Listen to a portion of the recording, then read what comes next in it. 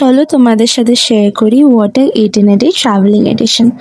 তো আমরা ঘুরতে গেছিলাম পুরীতে, আর একদিন আমরা ভুবনেশ্বরে স্টে করেছিলাম।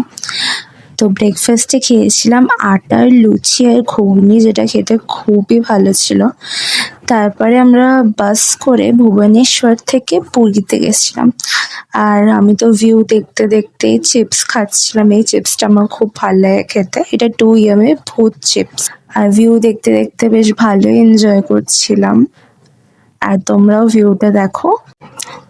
আর এই সুন্দর দৃশ্যগুলো দেখতে দেখতে আমরা পৌঁছে গেলাম পুরী। তারপরে পুরীতে পৌঁছে আমরা লাঞ্চ খেলাম। লাঞ্চে ছিল মাটন থালি, ভাত, আলু ভাজা, পাঁপড়, ডাল, তারপর মাটন, আরো অনেক সবজি ছিল। তারপরে খেলাম হচ্ছে কুলফি, আর রাতে খেয়েছিলাম চিলি চিকেন, ঘুগনি আর রুটি। আর দিনটা শেষ করলাম স্প্রাইট খেয়ে। Thank you so much for watching. Okay, by.